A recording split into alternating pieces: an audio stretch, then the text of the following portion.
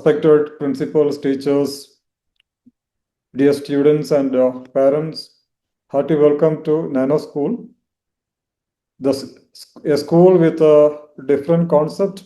This is going to be your future school. As innovations take place everywhere, innovation is happening in education as well. So this is our second session. Ever since the inception of GeForce AI, many of you must have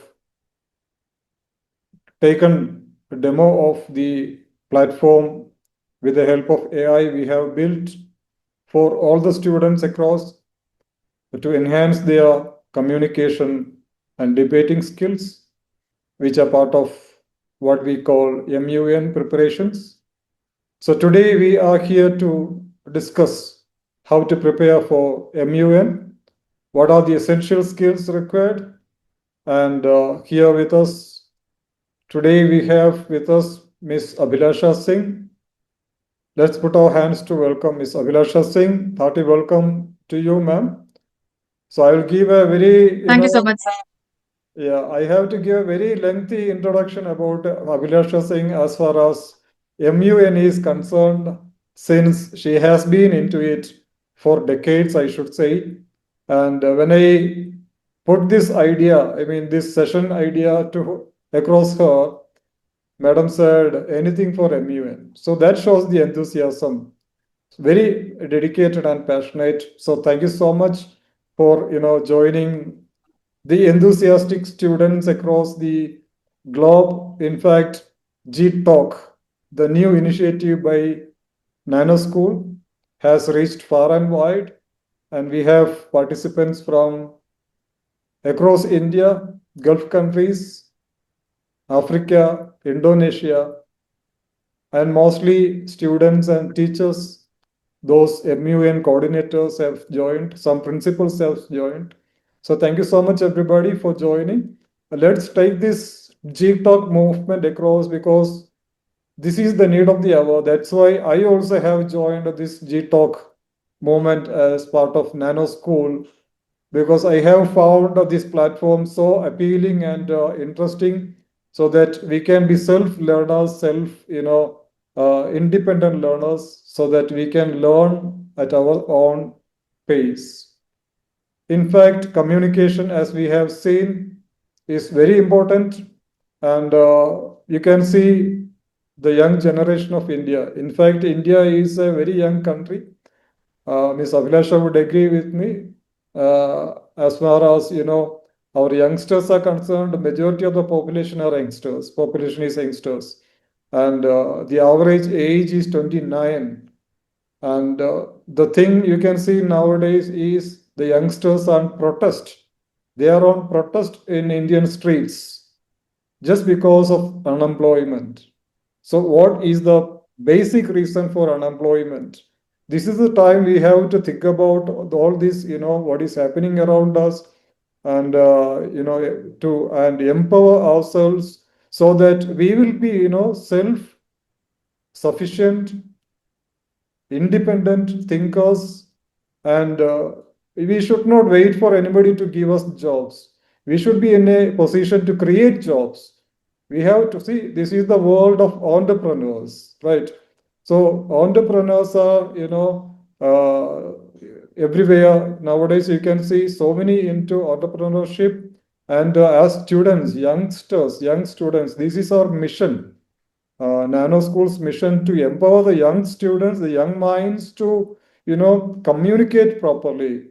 They are very intelligent people, but in terms of communication, many of them do not open their minds. They have to open their minds. They have to communicate very boldly with all, debating skills. That is what is required when you go for an interview or when you start, marketing your entrepreneurship. You need communication. Without communication, we cannot survive. So that is the idea behind. And we are depending upon teachers who are very busy nowadays at school to train you for your communication enhancement. They are doing their best. Still, there is limitation. That is where we have this platform. Everybody can, join and you can try. There's a try mode. You can try and you can convince yourself. And we are coming up with lots of competitions. And I request Abhilasha ma'am also to join these competitions. As a part of judgment committee and all, so that we can polish the skills of students across the globe. And well, going forward, today we have received a few, as part of the registrations, a few questions. Let me check the questions and all, and we will be able to, answer your questions through our conversation. We will be, talking about all the requirements, like, what are the procedures they are asking for, the procedures of MUN and related things.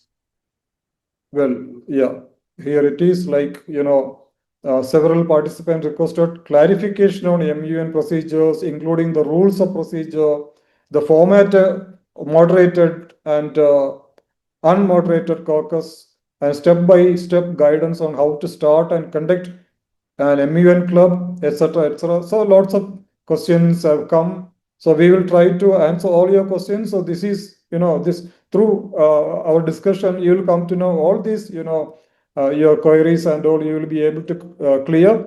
And we have also been joined by one of the most established schools in Bangalore.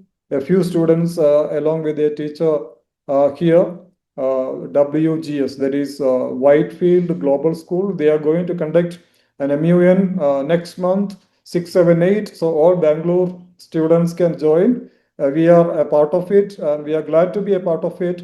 And they will also be sharing. These students have been, into MUN, and these students also will be sharing their experience with us today, so that you can clear all your doubts with regard to how to prepare for MUN. So that is how it is. And also, we are coming up with a 30-day program, a 30-day course, you can say, for students and teachers who can, get the fundamentals and idea of, MUN, how to prepare for MUN, what are the essentials, what are the procedures, and how we have to equip ourselves in terms of debating and communication and all. So we have a 30-day program.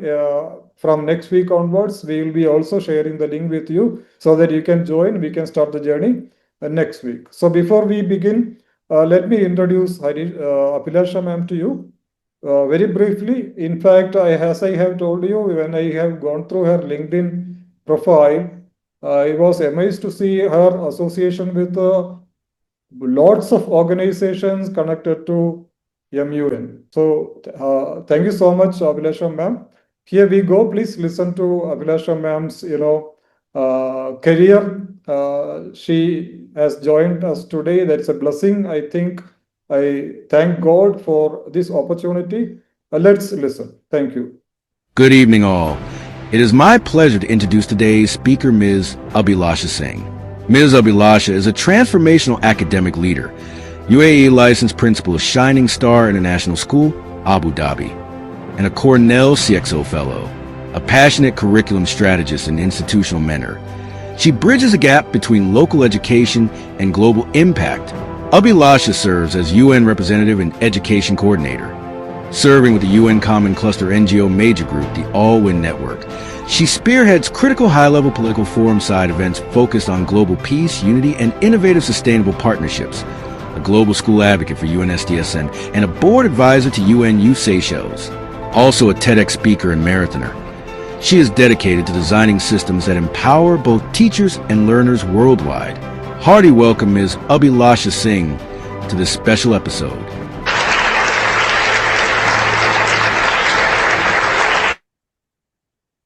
So hearty welcome, Ms. Abhilasha. Thank you. Yeah. Thank you, sir. I hope I'm able to do justice today.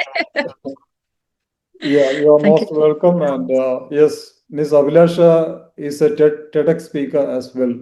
So to be a TEDx speaker, what all, skills you must have. So this is our, a role model. She is our role model to see and, develop the skills. So somebody is sharing the screen. Harini, please stop. Yeah. All right. So, Miss Abhilasha, thank you once again. And so your career journey, exhibits a lot of, associations with the MUN.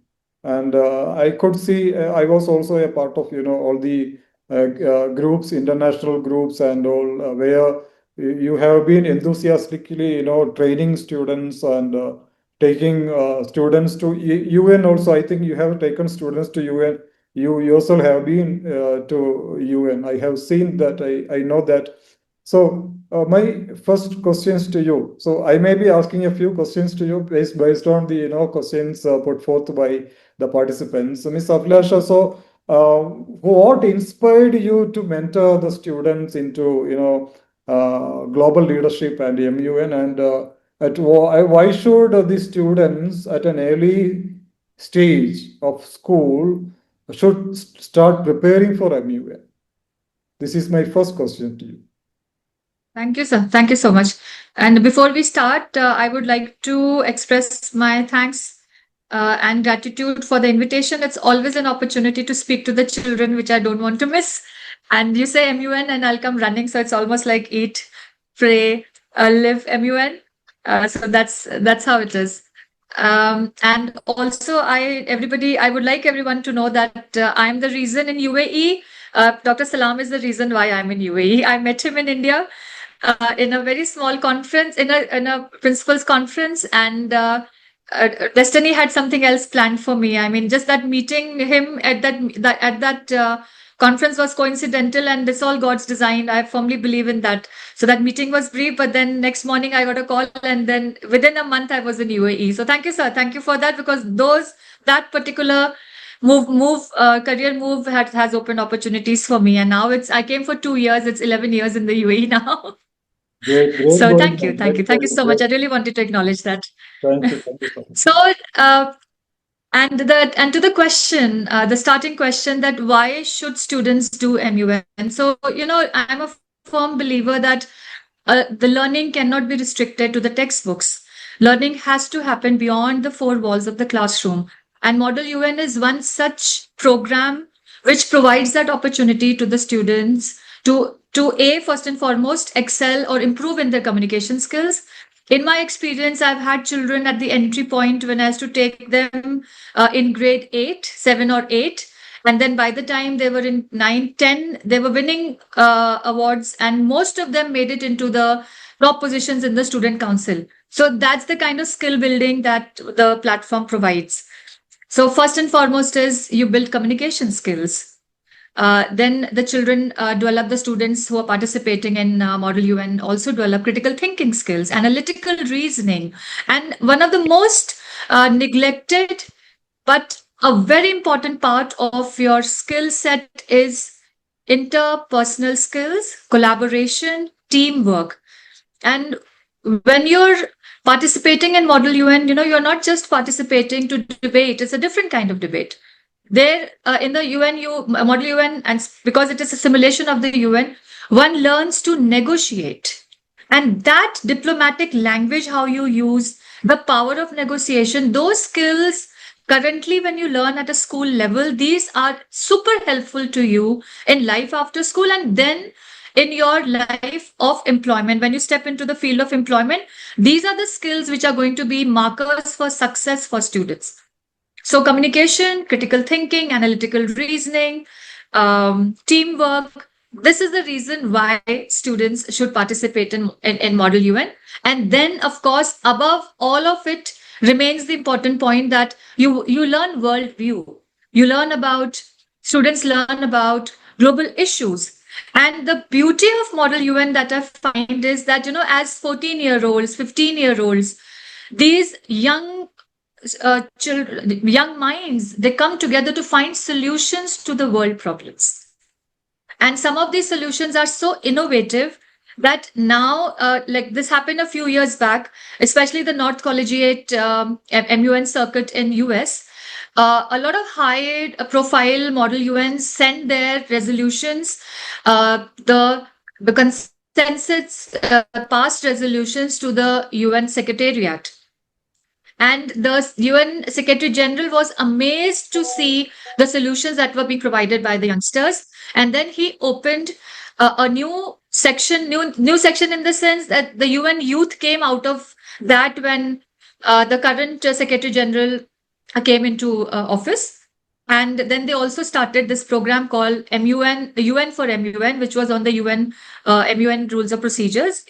And so that's a different part of the conversation.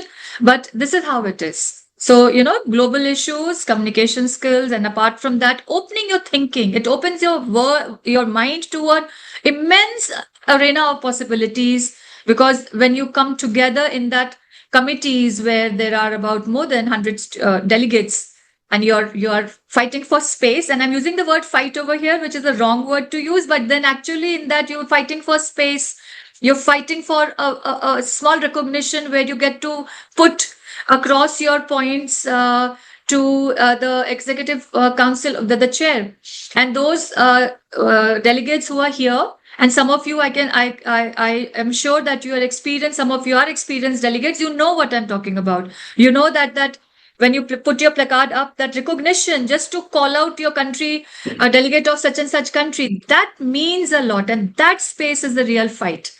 So we'll talk about more in the next few questions. Thank you so much. And we were focusing upon, negotiation skills and critical thinking skills. Of course, definitely, when you into a debate, when you want to, put forth your ideas, you should have, the negotiation skills. And when you have to come up with a solution, you need to have the critical thinking skills. So thank you so much. My question remains here. So what inspired you to come forward to, train students into leadership and, through MUN and all? What was the inspiration? Was there any particular reason that you spent most of your time, a lot of your time into MUN training? So please.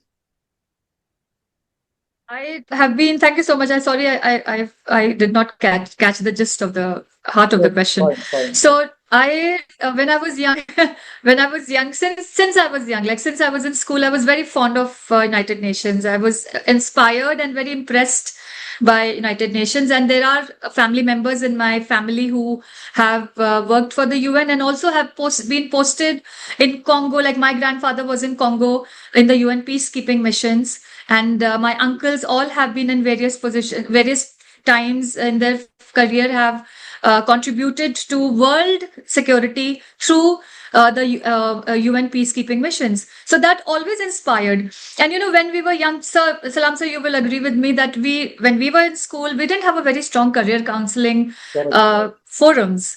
There were very set careers at that point of time, very set streams that we were sort of shepherded into, and nobody at that point of time ever gave me that direction that how to join UN. What are the exams that you have to write? These are the IS level, entry level exams that the entry level exam is like an IS level exam. So you have to prepare for it. And those informations were not available to us. So in this school in Pine Grove, Pine Grove School in Sabatu in India, when I was working, it's a boarding school. So I was afforded this opportunity, and the head teacher called two of us and said that this is come, and it was new completely. I had never heard of Model UN ever. But it had the word UN, and it had the logo and the one that I see on the screen on the background. And I jumped on it. As I said, I'll take it up. And then we started preparing, and rules of procedures, parliamentary procedures. This were new to me as well. So I learned along with the children. And then, this whole thing about, like, when I went to the first MUN, Words MUN in Chandigarh, when I went, I was floored. The chairs were amazing. They were better than, they're much, much better than even our teachers that was the MUN advisors that accompanied the children. So from the delegates or the teams. So from then on, it was like an inspiration. And I said, no, I want my children to win.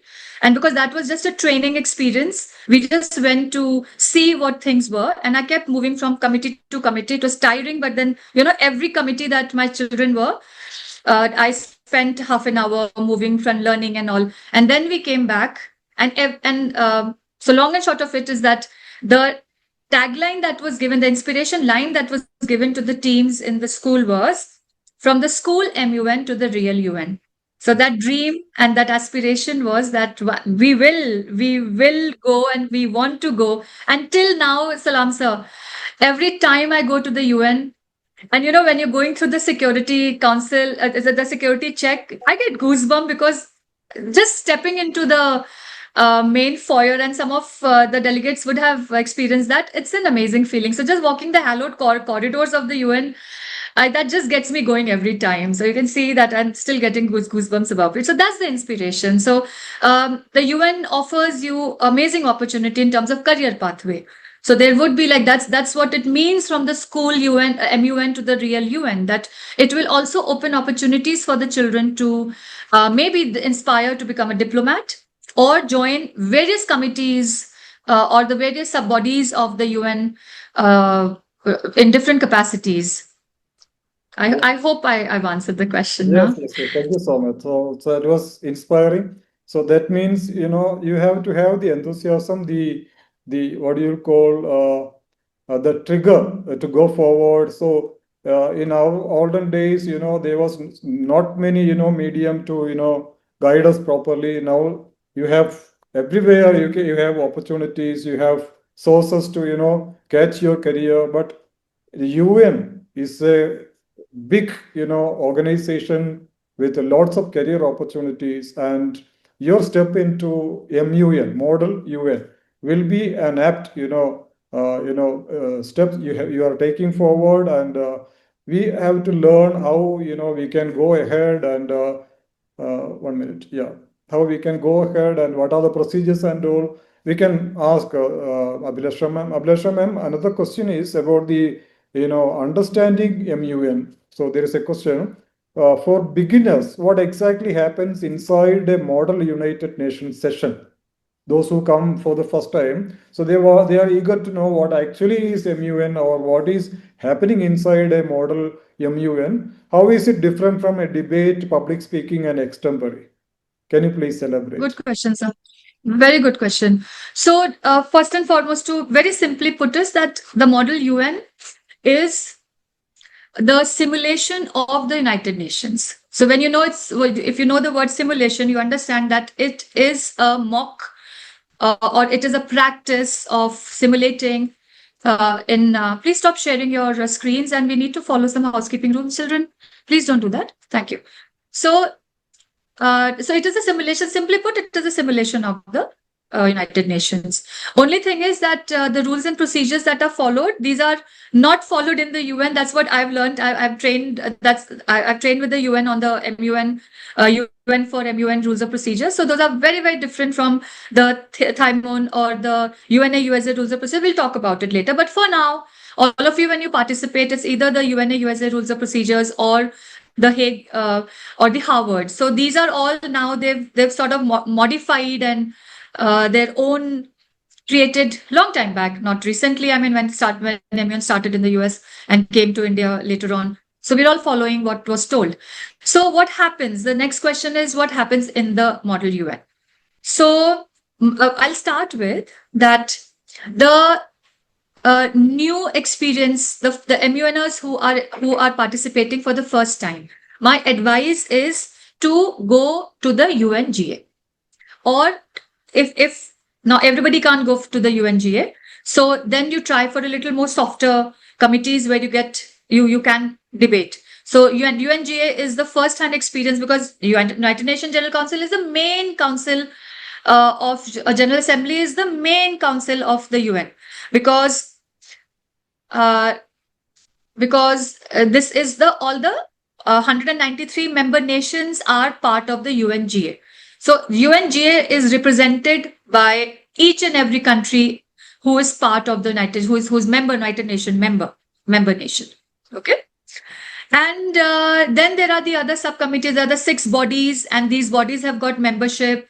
UN Security Council, has got 15 members, 5 permanent, 10 on rotation. So these are all bodies of or subcommittees of the sub-bodies of the UN, and you represent your country as a diplomat of your nation. So in the UN, in the model UN, there is an agenda.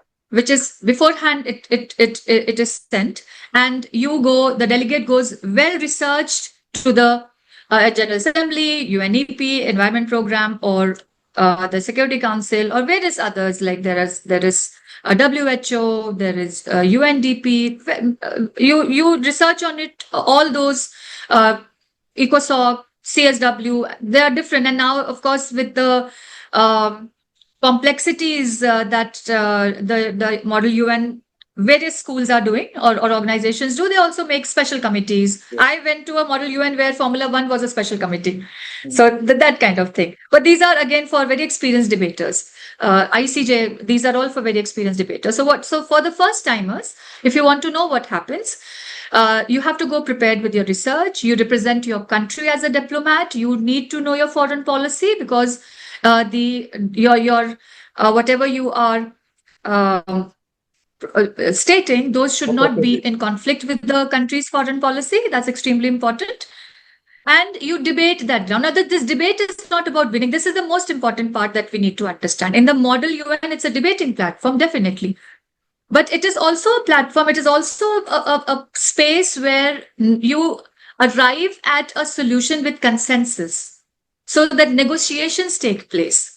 And this is about not winning the debate by loudly proclaiming and, the rebuttals and all that. It doesn't happen like that. Why does Kavyanshi Yadav want to control my camera? Can you please stop doing all this? You need to concentrate, be here, enjoy the space and the moment that you have. Okay, don't play around with your tools. So, or maybe the AI is doing it. I don't know. Sorry for that. So, and then you need to go prepared with rules of procedures, because parliamentary procedures are extremely important, and you can't go wrong with it, because then you'll not get recognized. You'll hear from the chair, and unnecessary, there's going to be stress for you. So these are two important things. Then the third is that your research. So whatever you've researched, there's an opportunity given to you. You can then claim your time, claim that point that you have to make, and then you debate. And this debate is articulation. Okay, this is very simply put. I'm sure there are more questions coming up, so I don't want to take a lot of time on it. So simply put, simulation, MUN is a simulation of the UN. It is debating, but it's not like a traditional debate. It is a 3-day procedure where there is the end result is to find a solution to the problem that is being debated. There are different ways of doing it. There is a very structured, formal, moderated caucus, and then there is this unmoderated caucus, which also follows a procedure, but then there it is a little different from the, a little less formal than the moderated caucus. Okay? Yes, thank you so much. And so the first thing, for the beginners, you are going to be diplomats. Okay, so when you are into MUN, we are going to be diplomats and representing your country, and take one problem, debate and get it done. So that is how it goes. And also how to start a MUN, or how to connect with an MUN. In fact, Nano School has been running UN Replica for many years, UN Replica, and this year we are going to conduct in 4 major, metro cities in the month of September, 4 big programs. So you can get connected to UN Replica of Nano School. Thank you so much, Philastra ma'am. And there is a question regarding preparation and skills. How should a student prepare for his or her MUN for the first time if he's taking? You have partly answered, but still based on the skills. So what do you suggest, how to prepare for the skills? Thank you, sir. One of the skills that I forgot to mention earlier when I was talking, when we were talking about, when we started about the Model UN, is research skill. So your research is going to be your biggest ally.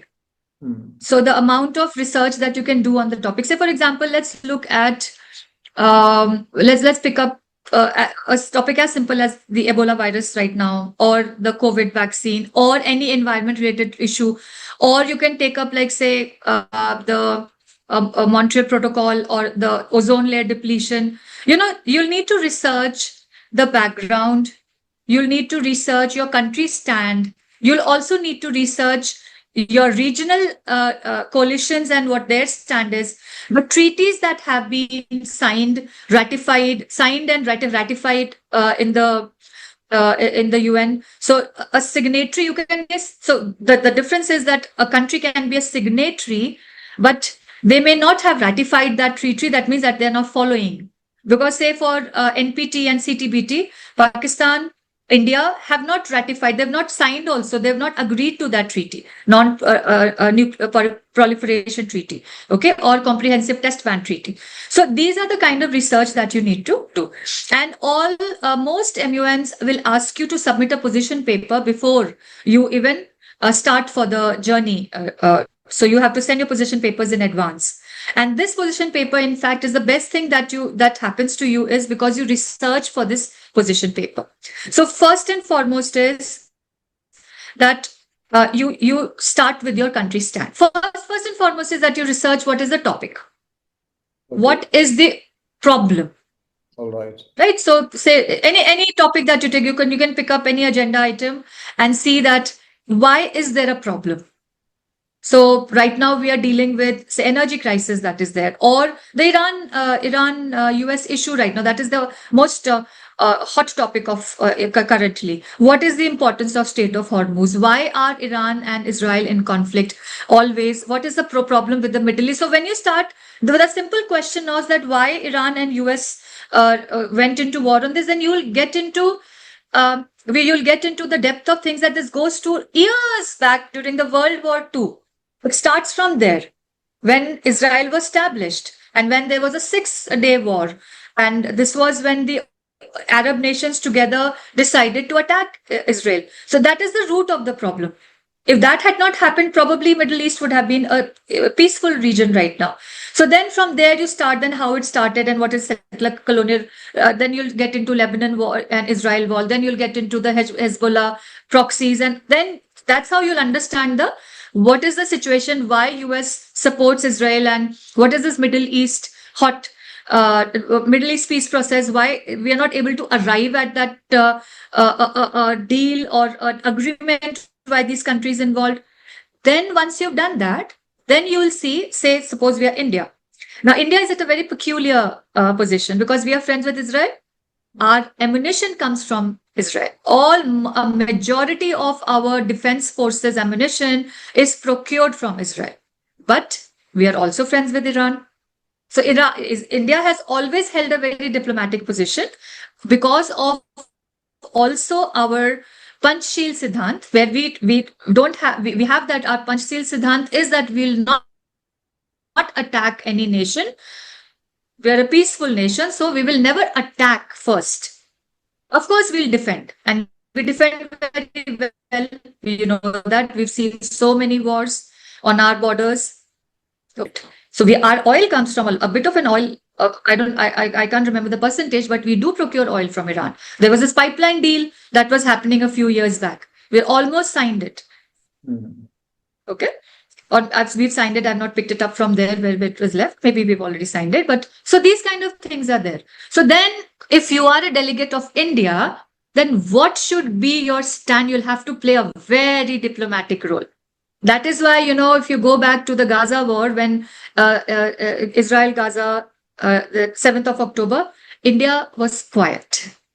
Yes. India, of course, had to side with Israel because Israel is we are able to defend against our friendly neighbors because of the strong ammunition that comes to us from Israel, that all the procurement that we do. Correct. Okay. So these kind of nonsense are there that you will have to remember. That this is what you'll need to. Then you can get into country profile. So once you are clear on the topic and you're clear on your country stand, you've researched on all the deals and all the treaties and all the agreements and MOUs that have been signed between these nations, which are part of the agenda. Then you start researching on the countries that are in the affected or part of the member nations, basically. And in this, then you will see that you go region wise.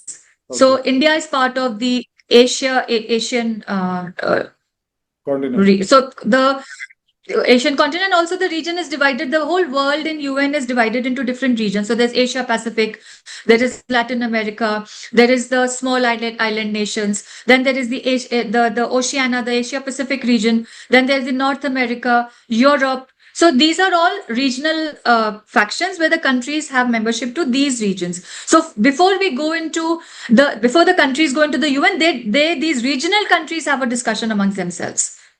Yes. Okay, so nothing is done in isolation in the UN. Yeah. In fact, the UN rules of procedures are very different from the UNA USA. So that UN is a very typical, very iterative process. Negotiation on a UN resolution is painful if you're in the real UN. They even get stuck on a comma and it goes back and forth like that. A and is missing over here or a two is missing over here. They really iterate on the meaning of the word, because once it goes into print, it is forever. So those kind of things are there. So you'll then research on the neighboring countries, and then what is your stand?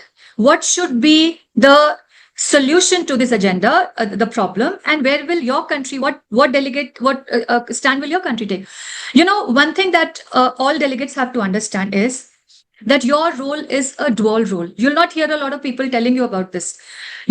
As a delegate of a country, you have a dual responsibility. One, you're representing your country. So you're a diplomat of your country. Okay. You are representing your foreign policy. But at the same time, you are also an officer of the committee that your country is member of.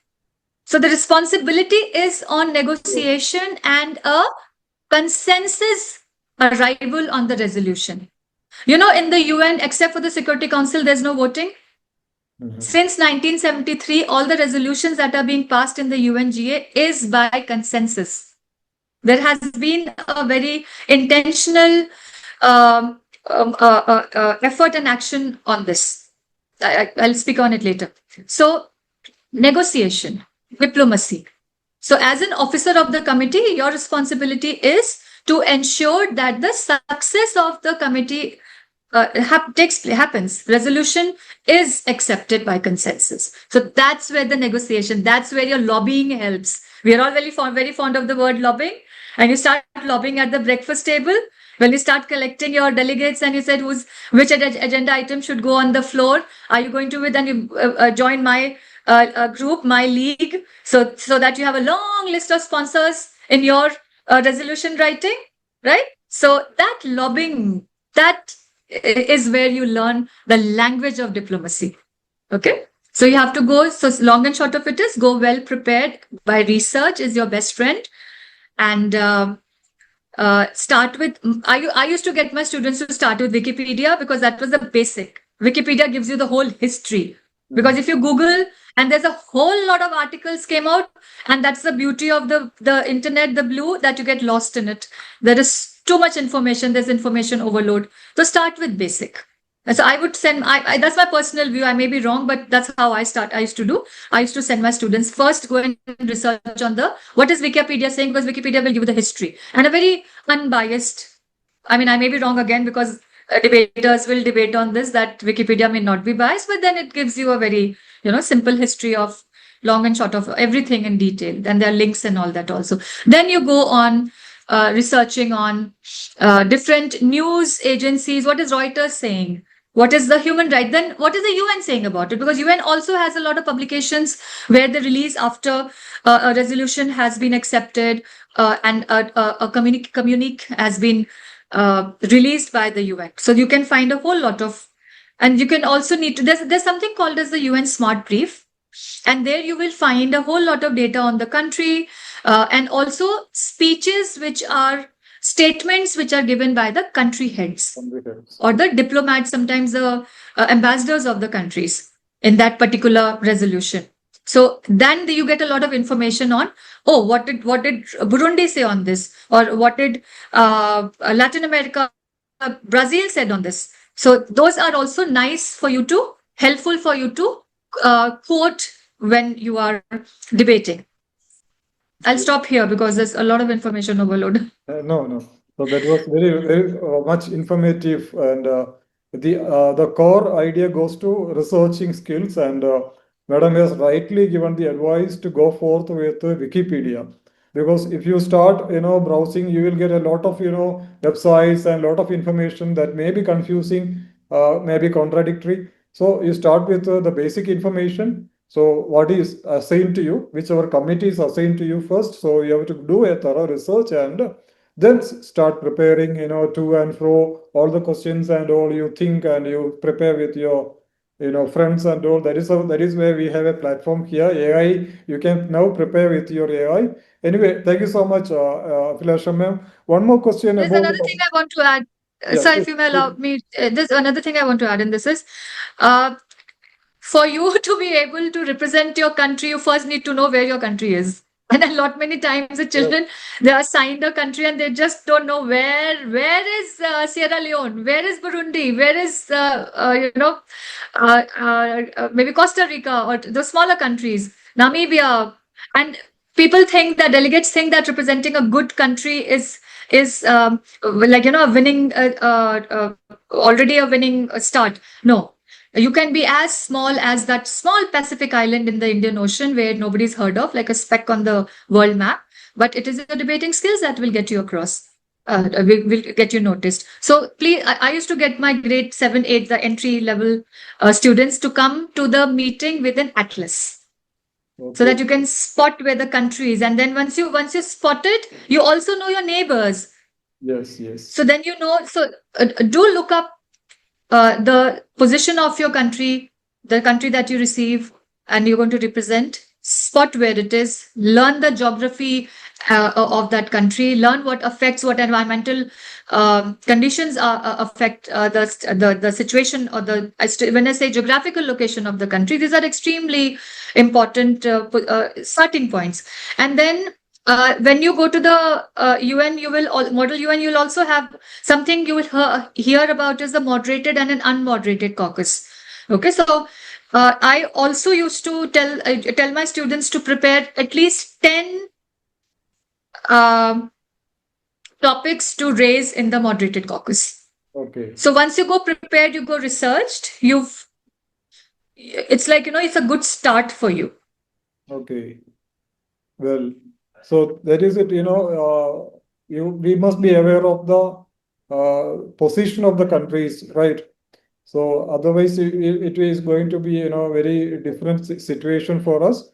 So thank you so much. And when we are talking about communication and debating, so as a trainer, MUN trainer, what sort of communication mistakes these delegates must have, made as far as you have experienced?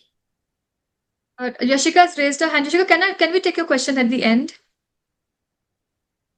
Yeah, yeah. Yeah, I questions. will have the floor open. Yeah. So one of the most common mistakes or the impression the delegates have that debating is about shouting. So the more you shout, the more attention you will get, and that is the biggest mistake that you can make in a model UN. Model UN is about articulation. It is about putting negotiation. It is about putting your points forward in a very cohesive and simply put, people should understand what you're saying. And another mistake children make is that they read. They read their hold on. So that's something that is allowed, of course. But the again experienced delegates over here would agree because they would have also been part of it. Anybody who's winning a best delegate, most of these children win it because they're speaking on the spot, and they're thinking, and they're articulating, and they're sort of forming their debates, their arguments, right? They're asking questions. So what you need to do is that you need to listen carefully. You go well researched and you listen. And seasoned model UNers who by now, they know how the thing is. That's what experience is. They don't go much prepared. I mean, they by now they also have a lot of knowledge and background knowledge on the topics. They'll just pick up what they're listening, because you don't actually need to be a rocket scientist, simply put, but a huge experience of diplomacy and all. You just need to listen to what is happening in the room. and pick up from there. Because if you've done your research well, you know the background. After that, it's about forming questions. It's about listening and speaking on the spot, especially for moderated caucus. You have to speak for how much? 45 seconds? How much does that 45-second take? Mm. So that is why I'm saying your research is going to be your biggest ally and ammunition in your armory. So do not shout. Yes. Don't raise your voice. But be one poise is extremely important. That because you're a diplomat, you're not somebody who's selling your wares, a salesman in the debate committee. Yes. And so that means about, the mannerisms we have to keep. Shouting does not take you anywhere. And also, preparation. I mean, if you read and if you talk on your own, that makes a difference. So beginners, of course, you can go reading, but you have to, very soon you end the practice of, reading and debating. You have to debate with your own, enhanced, polished skills. So that is where you need practice. All right. Questions will be taken. Kavya and And Shri, respect, of Asika, course, more questions respect. will be taken, yeah, at the end of the session. Yes, ma'am, please. Yeah. I was saying, of course, respect is another part of your Yes, deliberations in the correct. module, and because More, you're a sophisticated diplomat. Come on, yes, yes, you've passed the IFS exam of your country to be able to get into that in Indian Foreign Services and to be selected by your country to go and put forward your country's stance at the international platform. So you can't just behave like a rogue in the in the room in the committee. So you have to be also sophisticated, respectful persuasion. You need to listen and respectfully argue. So that is the finer nuance of the diplomacy or diplomatic language that one has to use. You correct. can't just outrightly go and start blaming the Yes, countries for what they are doing. They have has to be done very artfully. That's yeah, why I love Model UN. yes. That's one reason why I push children to join Model UN clubs. And this is entirely different from what is happening in our, state assemblies and all, where you can see Oh, very, chairs being thrown around. yeah, a very aggressive debating and all, but we are expected of being very respectful to your delegates, your, opponents. If maybe they may be opponents, but they are diplomats as well. So we have to learn all these, mannerisms, respect, all these things, and then definitely, you'll make a mark in the forum. So thank you so much. And with regard to leadership and career, so how this, MUN participation and all, how they can, develop their leadership, and what are the career opportunities if they are going forth with this UN and all. So what do you suggest, ma'am? So firstly, this particular, like say, Model UN is also about leadership, learning leadership skills, developing leadership skills, because you're also, see, you would be selected by your school to represent your school first and foremost as a school delegation or university delegation. So this particular leadership skill in the Model UN that you learn is listening, resilience, empathy, because there are also so many issues that one I mean, I can share one small experience where once we were in Pine Grove School, we were a team and we were to participate in DSMUN, Dun School MUN, and one particular delegate had this issue, was representing Haiti. And, while researching, and we all used to sit in the computer lab after school, and we were researching, and we came across this article, and for a minute everybody just like our hands went down like this, and we just sat quiet, because what we were seeing, the image that we were seeing on the screen was so heart-rending. Mhm. It was a room full of dead bodies which were rotting, and this is after the Haiti civil war. And it was just so heart-rending to see that. So all of us, like as I was the adult in the room, I was so hard hit by that picture. Mhm. And then the children were all teenagers, not more than 15, 16 years old. So, these kind of things hit you deep inside. And then you have this, one learns that motivation that I want to do something for the world.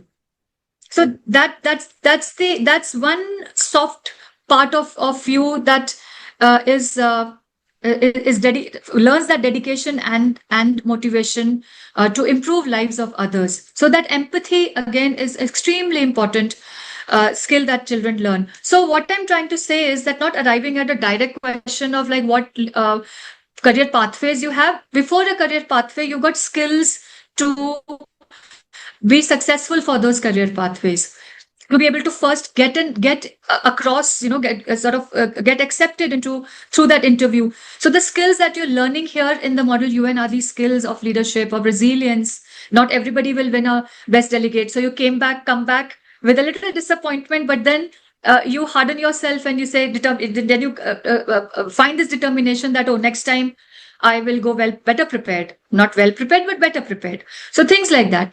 But apart from that, when these you learn these skills of decision making, and these are the things that then help you in your career. So first, of course, is that you check that if you are eligible for joining the United Nations. Unfortunately, India is not in the list of countries for the entry level exam. I've been, and you can appear for the exam till the age of 35. And I kept looking for it because I still wanted to give it a try. But India is not in the list of countries. Okay. And India is not even a center of the exam. Kathmandu is a center. So what needs to be done is that if collectively the youth can write to the government, to the Ministry of External Affairs, to open subscription to subscribe to that exam from India, because it is on country subscription. So India has to make that effort for the youth to open this opportunity to them. So this is something that I'm just throwing it out to the students who are in grade 12 or 10, 12, when you're starting you're sort of now determining that where do I want to be after grade 12 or after your undergrad. So you can write this exam after your graduation once you completed your undergrad. So that's one thing. Another is that the whole lot of Model UN experience also gives you access to internships at the UN. Currently, these internships are unpaid, but they are 6 months of internship. And I know I worked with I worked with the UN. I have I had a small stint with the Bafuna, where I was the oldest 41-year-old lady there, a person there. Otherwise, everybody was university student. And I find it lucky that I got that experience. So what that taught me was that these students were there in Wafuna because of the internships that they've had at the UN at various levels. And because of this internships, your network is gold these days, children. Your network is your biggest treasure for you, your investment. So the internships open opportunities for you to get your toehold entry into different doors in the UN. And that connections that you make, these are helpful to get you then further references when there are openings. So if you want to join WHO, you need to be a doctor, first and foremost, or for Human Rights Council or the Refugee Council Committee, you need to be a lawyer, or you should have done MBA. So that kind of qualification is needed. Okay. And then there, of course, you subscribe to the UN, it is called the UN, the vacancies. So then you keep receiving information, but that again happens with a lot of references. All the UN positions are closed with references. So you need your contacts in. So your internships really help you in that. And otherwise, you've got the UNV, that is the United Nations Volunteer Program. So this volunteer nowadays is online also. Otherwise, it used to be earlier in physical space. There's a very long application, you need to write that and keep trying. Like and again, then UNICEF use and all, network. right. So don't miss out on the opportunity. Like Pardon? UNICEF, volunteering programs with UNICEF. Yeah. All those. And also then you register your Model UN. There are schools over here. I'm sure school principals some of school principals are attending. In India, you need to register your MUN organization to the UNIV, that is the United Nations Information Center at Delhi. Okay. Okay, UNIC Delhi. And they then, that again is one opportunity where there's anything that around that happens, and then you contact. So this is again, your network is really going to help you, and you just need a toehold entry into any organization. So in the UNs, and then you work on your networking. Apart from that, now this is the UN that we're speaking about. Apart from this, children, the communication skills that you're strengthening, the negotiation, the articulation that you are learning, those skills, these are going to be very helpful jobs interviews that you are appearing for, especially if somebody is a defense aspirant, then or IS aspirant or IFS aspirant, then your the group discussions are again the most important part of that entire selection process, because that's the leadership that they see, that is evident there. So in that also, without being aggressively loud, you still forcing yourself through your articulation and your ability to control the conversation in that group setting. Okay, so these are the formal career opportunities. You've got your foreign services, you've got your Indian administrative services, and then of course the other IFS, IPS, and all. And then your any other job opportunity, any other career aspiration that you have, the skills that you're learning, those are going to be your again very helpful in strengthening your CV and your personality. Very well said. Very well. Rightly said, ma'am. And yes, when talking about leadership, those skills and all, in addition to leadership, what we enhance is the compassion, empathy, and all. When you represent your particular country, particular problem, you see what is happening in Sudan, Somalia. Lots of problems are happening. Refugee. There is a very big crisis now. Refugees. And Lebanon, Palestine, lot of people are refugees now. So poverty in Sudan, all these and when you take up these issues, you develop not only your leadership skills, but also you become empathetic. You become compassionate. So these values are very important to be a very good, a very nice, diplomat or personality. So thank you so much. And somebody was asking, yes, Miss Kyadi was asking whether grade 6 students can be, included in MUN. I would like to say that from a very young age, they can be trained, the terms and all, can be, trained, taught. So in our platform, you can see all the terms everywhere. I mean, for everyone, from kindergarten onwards, they can see the format and the language used, the committees and all. Nowadays, kindergarten children are very smart enough to understand all those things, and the platform guides properly, and we have mentors also. And the next thing I would like to, ask Ms. Abhilasha whether you would like to debate with G-Force. Can you open a debate with G-Force? Can you please try? So just before, Yes, yes. I would love to try that, but again, no guarantees. I'm very I'm realistic in knowing that I can't compete with artificial intelligence. I mean, they're it's way intelligent than human intelligence, and also the articulation that AI has. I mean, the best of the orators, and I'm not even that in that best orator category right now. I'm just a humble teacher. Best of the orators are not able to win an argument against AI, because their articulation is that's just par excellence. So I will try, because I just want to challenge myself. But before that, sir, I'll just like to answer the question, one of the and what you said about KG. Children getting into learning about debate so what is debate basically? It is using persuasive language.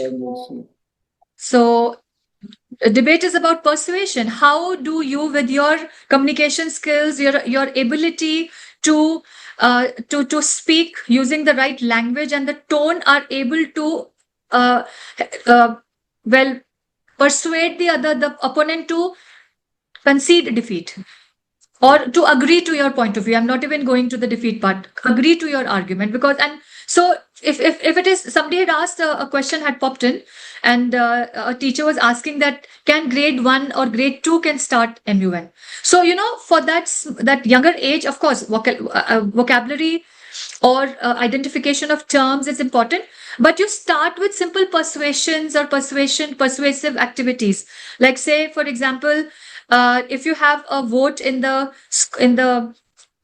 your classrooms, and debate in your classrooms, and select a KG level question statement. Simple: should we have ice cream or not?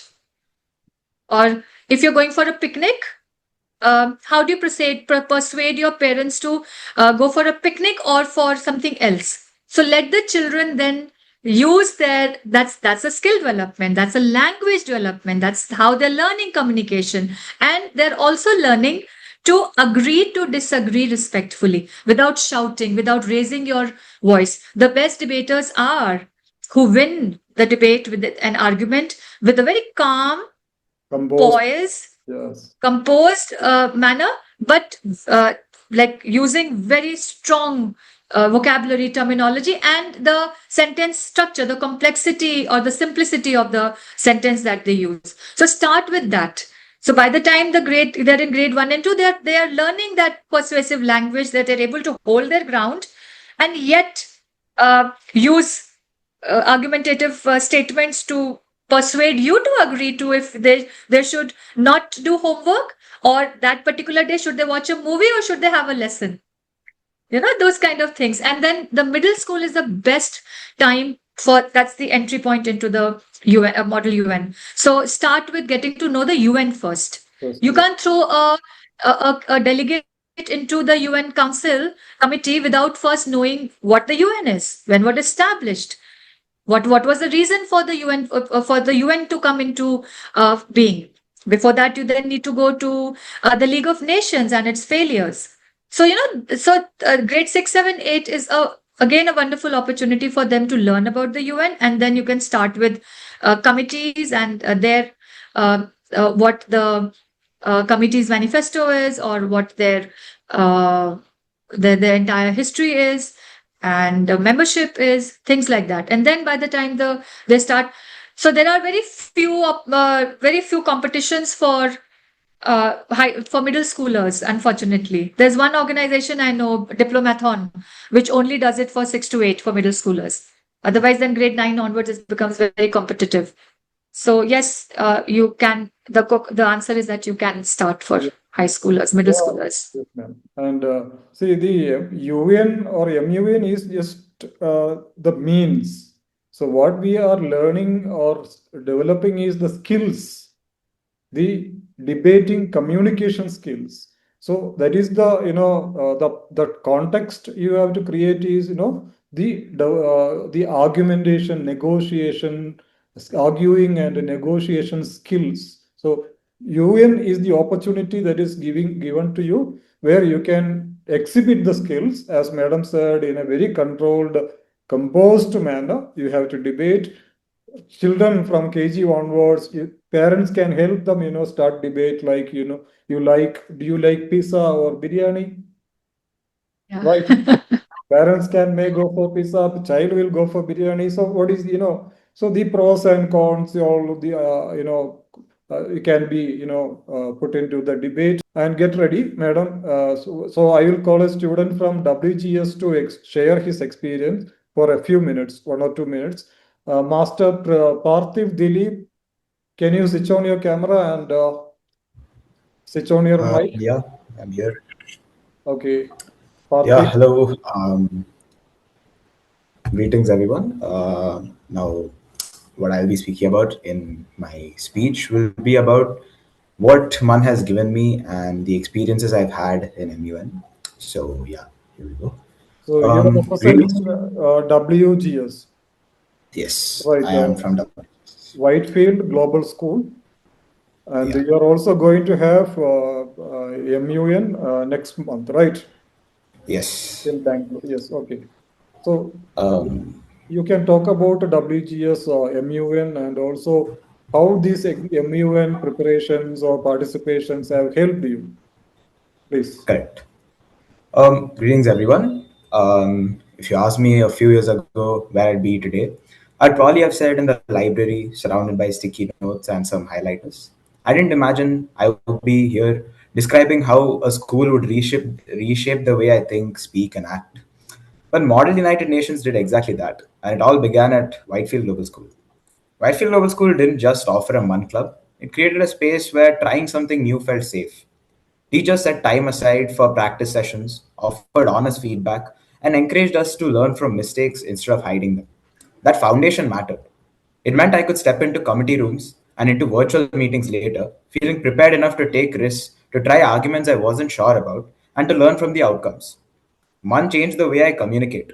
Early on, I learned to turn a dozen facts into one single clear point. I learned to open with a concise, persuasive remark and to follow it with evidence that mattered. That clarity matters everywhere in class presentations, job interviews, and even conversations with friends or family. MUN taught me to value precision over volume and logic over theatrics. It also taught me to listen. In committee, listening is a tactic and a necessity. You learn to catch a line in a speech that can become common ground, to read between statements, and to find openings for compromise. That skill, listening to find the possible, not just the oppositional, changed how I approach disagreements even in real life. Mhm. I learned that strong arguments can win a vote, but considerable listening wins cooperation. Beyond the skill, MUN gave me friends. These are people who proofread position papers at midnight, shared sources in group chats, and sent quick messages of you got this before I spoke. We argued passionately over policy and then shared a laugh over something trivial that broke the tension. Those friendships grew out of shared effort and shared vulnerability. These weren't just teammates during conferences, they became the people I turned to after a tough session or a long day. MUN also filled my life with memories, some small, some unforgettable. I remember the nervousness before my first debate, the relief after a clause passed, and yes, I remember the late night edits, the frantic proofreading, the collective cheering when a resolution found support. These moments are stitched into the experience and into my story. And most importantly, MUN taught me resilience. Over time, I learned to see failures differently. Each loss was a feedback, a prompt to revise, research more, or rethink phrasing. Online conferences add another layer of losses, tech glitches, lagging audio, and sudden disconnections. Learning to stay calm, to re engage quickly, and to keep working despite interruptions is a lesson in adaptability that has served me beyond any committee. Mm. MUN gave me learning opportunities beyond textbook. I learned to research deeply, looking up a country's real policy priorities rather than relying on headlines. I learned to draft actionable solutions, not just statements. I learned negotiation, the art of making language specific enough to be meaningful and flexible enough to build consensus. Those lessons sharpened my critical thinking and taught me how to turn ideas into achievable steps. Mhm. Whitefield Global School was a starting point for this journey. The teachers and mentors there didn't just teach procedure, they modeled leadership and empathy.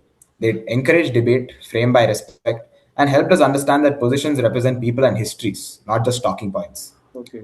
That outlook changed how I argue and how I listen. Mhm. In closing, Model United Nations didn't just add lines to my CV. It rewired my approach to communication, deepened empathy, gave me friendships that matter, and taught me to keep trying even when results don't go my way. Thank you. Thank you, Parthiv. Thank you. That was a good presentation. I mean, experience sharing. Parthiv, Master Parthiv, at what grade have you joined practicing MUN? I started Model United Nations at ninth grade, actually. Ninth grade. Okay, okay. So, how is your confident graph now? Um, it Confidence has graph. it has increased in a very visible manner. It has increased as soon as when I started MUNs, I probably couldn't give a speech like this to a audience of around 200 people. But right now, I'm more than confident, and I can speak even without preparing. So Yeah, yeah, yeah, yes, yes. You speak a very, very, composed manners. So that is your training that is being given to you. So yeah, correct. another thing is that when you joined, MUN, you joined on by yourself or somebody has just forced you to be in. It wasn't something that was forced upon us. It was just that our school really promoted public speaking and co-curricular activities like this. So now our school teachers just came to me and said, "You're kind of you have potential to be good at debate and public speaking and things like that. Okay. Go ahead to this competition that our school is going to. You might find success." And now that has just been an integral part of my life for a long time. Very good, Yeah, very good. So thank you so much, Parthiv, yeah, and gratitude goes to your principal and yeah, your teacher, Miss Shamala, and yeah. the management. Thank you so much. And Parthiv is here to, his team is here. Abhilasha ma'am, his team is here along with him, and these people are managing the MUN, WGS MUN MUN in their school. The team is managing, not the teachers. The students are managing. So that is, Very that is nice. Yeah, that's the beauty, sir. Very done. Very well done, Parthiv. Really, Yeah. very well articulated and delivered also. And sir, this is the beauty of Model UN. Starting like that's the student leadership you see in action. So even for like my students, Parthiv, this is for you. The first year when we participated and I took the team. After that, the children came back and said we want to conduct one in the school. I said all right, and there was a little bit of a sort of convincing that needed for the administration also. Like I had to literally tell them that why we need to participate and how many in a year we need to participate for the children to learn the parliamentary procedures, because it's not just once in a year one event that they go to. They need experience, because the more you participate in, that's much more sharper you get. So all those things, all those kind of things. But then when we conducted one in the school first time, and then I gave it to the children, and my work was only to scream at them from time to time and give them printouts from my office. Everything the children did, and that's the beauty of this, because that's a responsibility that the children learn, and also that's the student agency in action.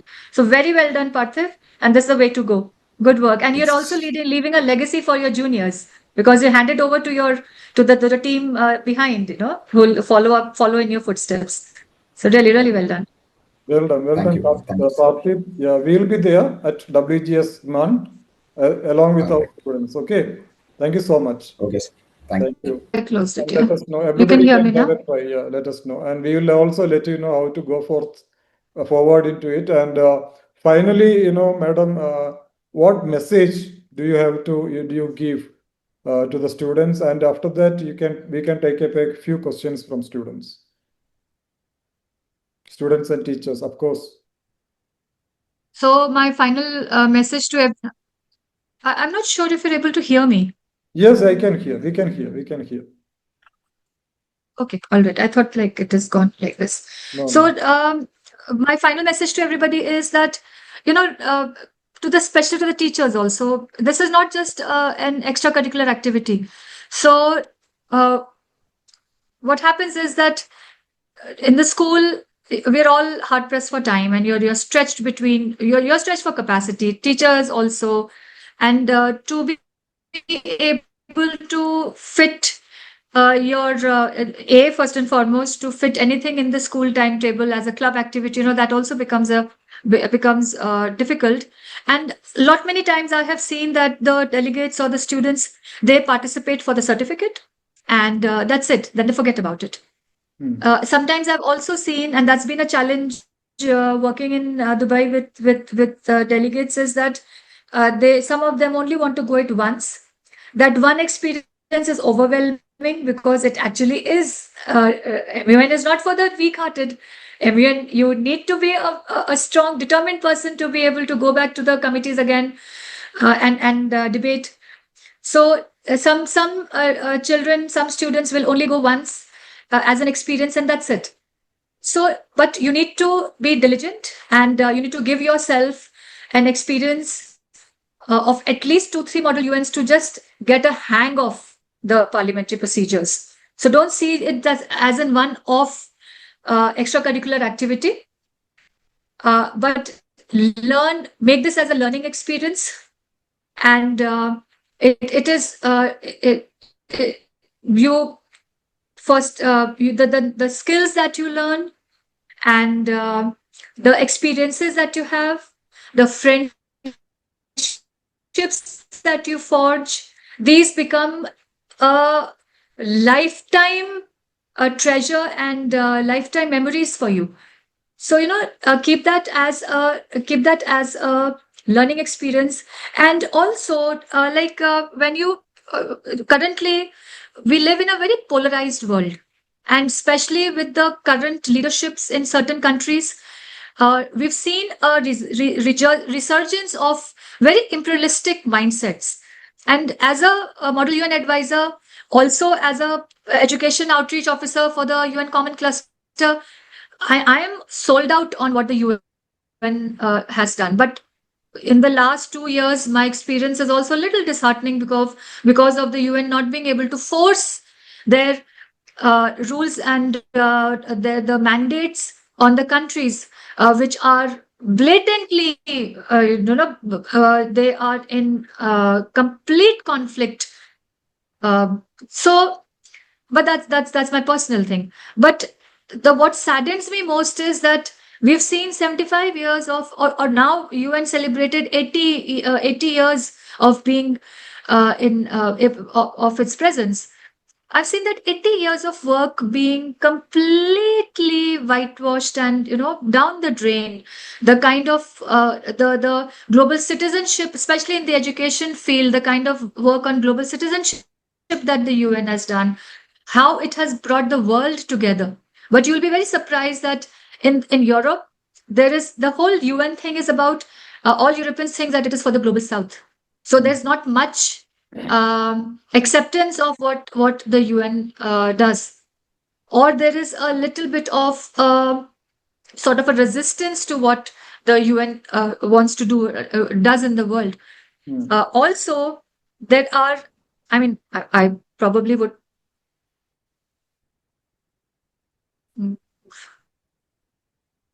Yes, ma'am. Go ahead, please. Be in conflict. I should not make that statement Okay. on an open platform like this.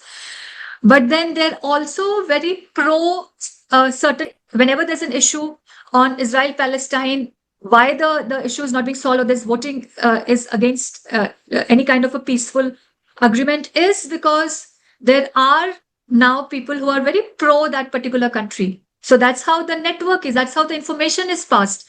And that is how in higher offices, the news does not reach because it is filtered down. So as children in such kind of polarization, we forming an opinion, knowing about it, and then having this determination to bring justice to the world, bring peace to the world becomes extremely important. And when we talk about say climate crisis, you think about the small island nations, especially the Coraline Islands, with the global warming and the sea water rising, the small islands are under threat. So, what kind of climate justice is there for them?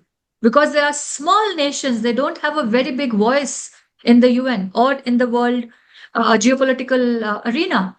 So, who will speak for them? Or for that matter, in our own country in India, we don't have to be crusaders or be revolutionaries to do things for others. First and foremost, we go back to our own country in the villages, talk about gender justice, we talk about gender equality, we talk about equity. So when you get into platforms like this or forums like these, where you're learning about what are the problems that are prevalent in the world till now in our own country, then you form an opinion, you get determined to solve those problems and go about doing it.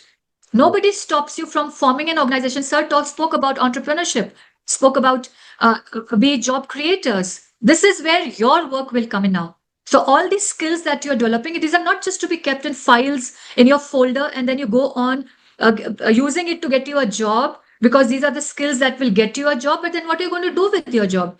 Yes. Life well lived is not a life which has a big bank balance.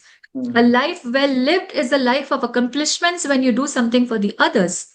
Well so said. That's what that's what my message is to you, children. Thank you so much.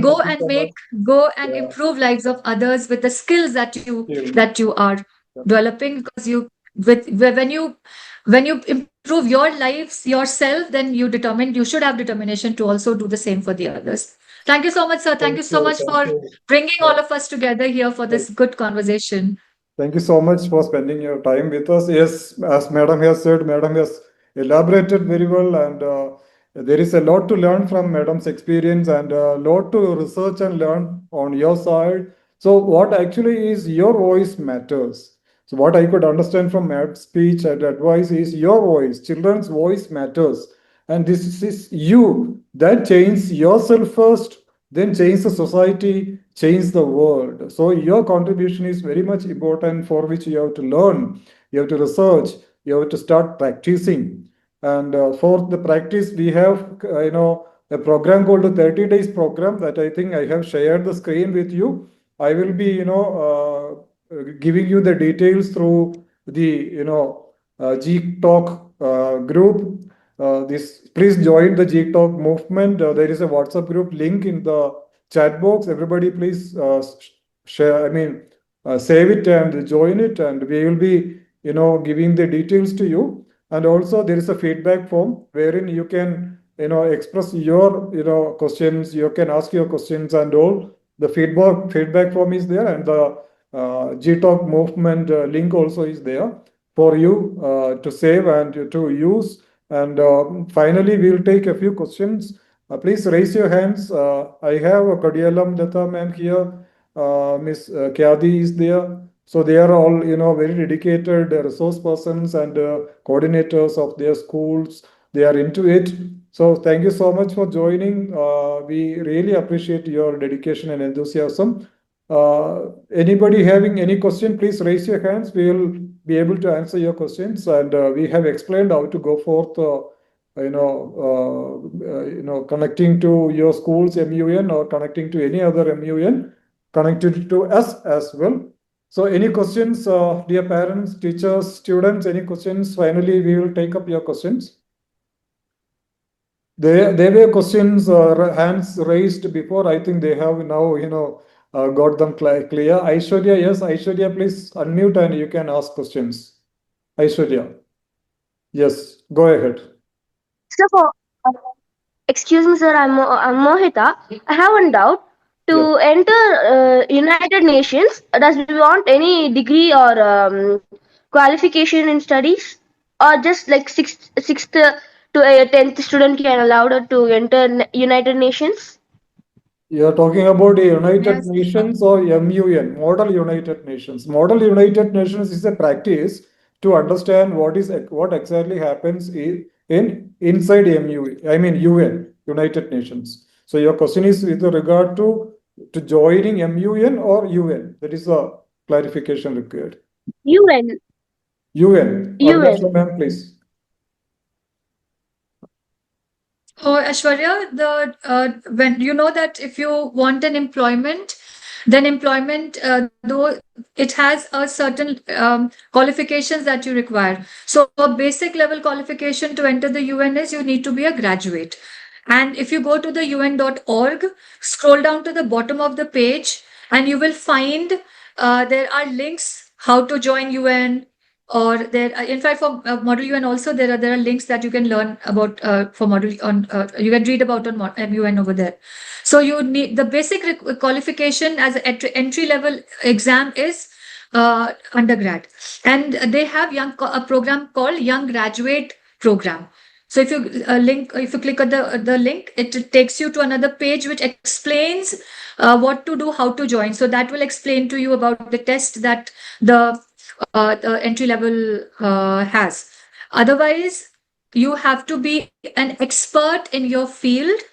So there is after post graduation, you either do a PhD or depends on you become a qualified lawyer or a doctor or an engineer to be able to join. So there are different sub-bodies of the UN which has got different requirements.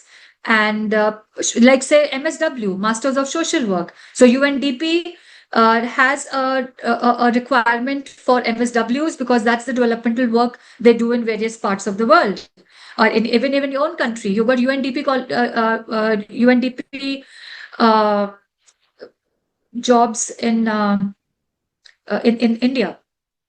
Okay, but another one thing that one has to remember is that UN looks very fancy. Okay, it is a well-paying organization. It looks very fancy, but it's a lot of hard work to be able to reach that level to sit in offices in the UN headquarters. You need to really go through a lot of years of experience. So, but initially, the basic work, it's not a white collar job. You really have to put yourself under a lot of duress to be able to work with grassroots levels. So it's a lot of hard work, and especially if you're posted in the, and because a lot of this grassroots level work happens in the villages, in not in cities. It all happens in the in towns, and especially with rural communities or in areas where there is conflict. So there's also, you have to be brave to be there, to wear a UN jacket and go into the inside interiors of a country where might be civil conflict going on. So you have protection, but you actually not have protection. You're also very exposed. So these kind of things have to be there. You have to be very, very aware, clear on what will be the requirements and what will be the expectations. Okay. Yes, very well answered. I'm going to Dwarakesh. Dwarakesh, please ask your question. Yeah, ma'am. Good morning. First of all, I would like to thank ma'am for the wonderful informations which we couldn't get from other people. So it isn't a question, ma'am, but I couldn't hear what you said about the research about the news and the publications, ma'am. You said something about the UN, and I couldn't listen about the press conferences, how to look into it. That part I would like some Right, more got it, got explanation, it. ma'am. So there is something called as there is something called as the UN Smart Brief. You go to the UN.org, you type on search UN Smart. Otherwise, also you can subscribe to UN Smart Brief. So what happens is that whatever communication, communiques, or the meetings and I mean various programs that are running in the UN Smart Brief gives a link to with the report on all these meetings, and these are latest. I mean, these are current apps, what's happening. So there's a whole lot of repository of information there, and also archive. So there you can go and look and read up on what has happened in the UN, what all decisions have taken place, what were statements that were made by the various diplomats or ambassadors or the country representatives or say state heads. So those statements also help you to understand about a country's stand. And then verified resources, you know that Reuters is one of them that is accepted in the MUN committee sessions if one has to contradict or verify a resource. So they go by either the BBC News or by Reuters. So these are the kind of things. And then, of course, if you go to UN.org, go to a particular body and then subcommittees, you will find reports and you will find research, not research articles, but actually reports on that particular issue over there. So you can get a lot of knowledge, background knowledge as a foundation for the agenda item agendas that particular theme in the UN that you're preparing for. Okay. So read, make notes, like that. Thank you. I think that is UN Smart Brief, right? Yes, sir. Well, we'll take a few more questions as time is a concern. Many parents, this is being Sunday, they have other, commitments and as well. Lithika, please unmute and ask your question. We'll take it very quickly, yeah. Okay, good morning, ma'am. Good morning, sir. Morning. The session was so lovely. It was great. Thank you. Thank you. And my question is, how do you actually, prepare a position paper? Very good. Good question. I'm so happy you asked, because nobody asked this question, and this is the most important question in this session, or when you're preparing for the MUN. So, Litika, what you need to do is, see, the position paper has a particular requirement, and mostly it's just a one pager. Maximum it can go to 1.5 page. The exec board or the chairs do not like. They do not like. Sorry, I got a call in between. They do not like reading very long statements, position papers. Okay. So your position paper has got a very standard format. And this standard format starts with you need to take care of 4 paragraphs, major paragraphs in your position paper. So your first paragraph is just an opening statement and is going to be about the what is the problem that is being discussed. I always call the agenda the problem that needs to be solved in the MUN committee. So you just have an opening statement on that, and then your second paragraph is going to be about a little more detail about what that problem is. Say, example, you take about global warming, so you have a little more elaborate about what global warming is, and but don't make it into too much detail. Your third and your fourth paragraph are the most important paragraphs. Okay, your third paragraph is going to be your country's stand on that particular issue, and what all your country has done to solve that issue. So, say, for example, it is global warming. So, when we talk about global warming, greenhouse gases, so Montreal Protocol and Kyoto Protocol are two important protocols to know about in the issue of global warming. So, has your country signed that protocol? Is your country signatory to that protocol? Member of those? Are there any treaties that have been signed? Were your country part of any resolution that was passed on that particular issue? So your third paragraph would be about that. And your fourth paragraph is your major paragraph, because in this fourth paragraph, you are going to propose your solutions to that, to the issue. So you give a 4-point plan, or you give a 3-point plan, or a 5-point plan that the delegate of the delegate of India or the Republic of India proposes that the country would like to la. So A, B, C, D, whatever, how many ever that you want to give. Now, somebody also, I was reading it in the question answer section, that somebody also asked that does your position paper become your speech in the GA speakers list? Yes, it does, because you need to probably one A4 size content has to be concised into a 90-second speech. That's the kind time that you're allotted largely in that big speakers list. Okay. So at the start of the committee session. So so in that, what all you're going to speak in that 90-second? You can't read out your whole position paper. So you're just going to pick up a few points. Okay. So it's going to be about what the issue is, what your country stand is, and what you propose. Now, the tricky part is that in the position paper, if you if you've written 6 points or 4 points, don't give all, like, you like this, don't reveal your cards right in the beginning. Hold a few cards closer to your chest when you're playing a game of poker. So in that also, you sorry, wrong example, but you don't have to reveal all your point plans in that general speakers list in your speech. Offer a few and then keep the rest for the major part of the conference, major part of the debate, that is a moderated caucus. It is in the moderated caucus that you completely display or demonstrate your debating skills, your articulation, and your research. Okay, Latika, does that answer your question? Yes, ma'am. Thank you so much. Latika, which grade are you in? Latika? I'm in 10th right now. Grade? 10. 10. Okay. All the best. Thank you.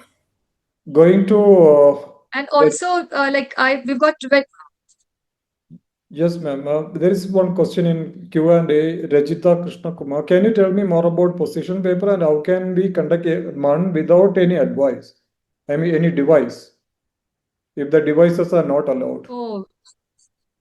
yeah. So your diary becomes your best friend, nah? You don't put everything in your folder, in electronic folder, because this has happened with us also. We went to one particular, I mean, in Dune school, you just don't know what happens sometimes, like, and model events, you don't know what happens. It depends on the chair. So while the delegates were going inside and they said, leave your laptops outside, everybody was like that they had a tough time because everything was in electronic folders. So you need a file. Sometimes There's merit in the old ways, your printouts and your folder where you take your information with you, and your diary where you're taking notes. Yes. Okay, so sometimes it does happen. Sometimes your devices are not allowed. Not allowed. You're to use your own everything localized here. So then your folder becomes is very handy in that. Okay, very well answered. Okay. Purva, please ask. Purva, unmute and ask. Yes.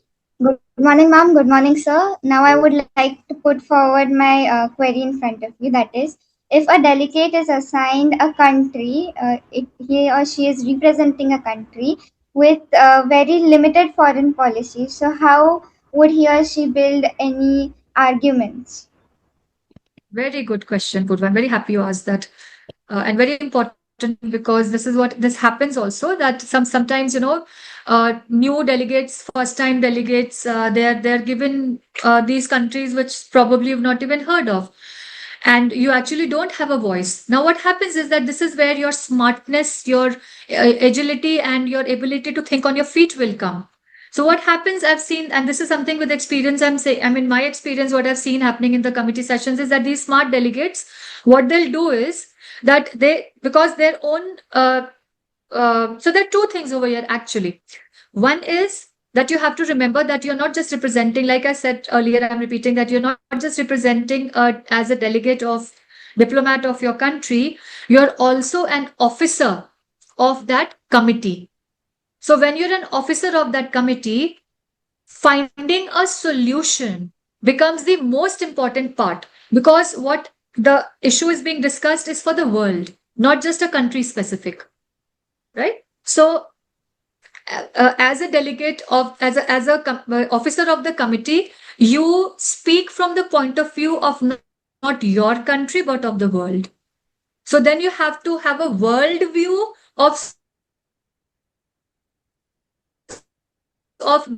bringing solution to that committee person, of course adhering to your policies. And say if there's a policy on the issue is on LGBTQ, and you are from a Muslim nation, Islamic council, you will not be able to speak in favor of LGBTQ because it is against Quran, it is against the Islamic ethos of the country. So then you will have to have a very strong stand on it, and you need to then adhere to that stand, because you are guided by the Islamic directives and the ethos of the country. And the Quran, what that guides is Sharia law. You cannot defy Sharia law just because internationally it is being debated and you have to agree with it. No, you don't have to agree with it. So in that, how strongly are you able to debate against it, against the issue? Then it is not about finding a solution. It is about why and how you defend that why. So everything is about then your delivery and your research and your conviction, your persuasion. Okay. So there are going to be times where you're going to be given these kind of challenges. You will find yourself in that challenge. And there will be a time where, because of your persuasive argument and your confidence and your ability to stand by and defend the directives of or the foreign policy or the policy of your nation, maybe not the foreign policy, the religious policy of your nation, that you will win that argument. Okay. So I hope that answers the question, that you might not have a very strong policy, foreign policy, but then you change your stance to the worldview and defend the world, not just a country. And secondly, there are times when delegates put themselves under the spotlight, positive spotlight, under the focus, by offering to negotiate between two countries who won't speak to each other, right? Like Pakistan is doing right now. Iran and USA cannot be in the same room currently. And Iran does not want to be in the same room because they've seen that they get killed. Their officers or their country heads are being killed. So they don't trust. They don't trust Israel at all.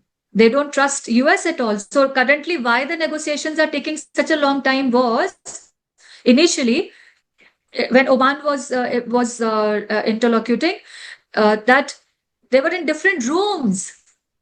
This is after Khomeini was assassinated. They were in different compounds, they were in different rooms, and the negotiator on a paper was doing, to and fro between the rooms.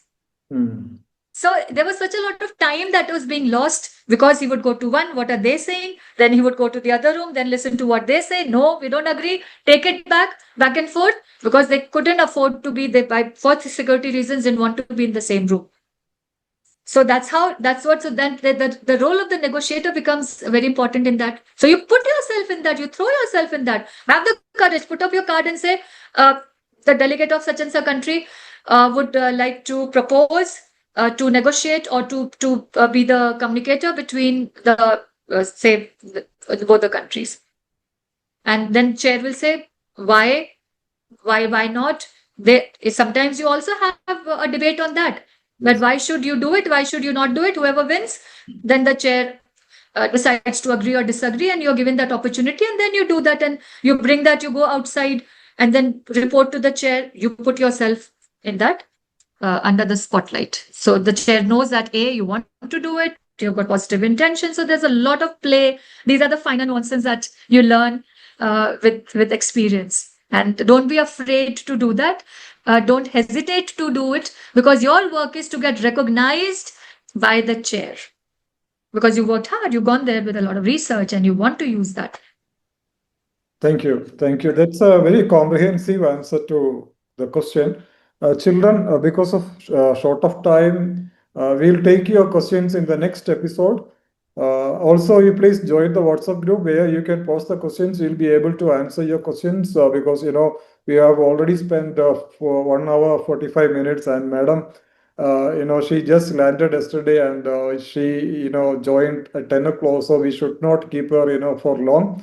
So thank you so much, Abhilasha ma'am, for your time. And I totally agree that you are the right person to guide the MUN aspiring students and the diplomats. So you have spent a lot of time with us, and most of your most of the participants' queries must have been answered by your answers and your deliberation. Thank you so much once again on behalf of all the participants, parents, teachers, principals, all of you. Please try this platform, graceandforce.com.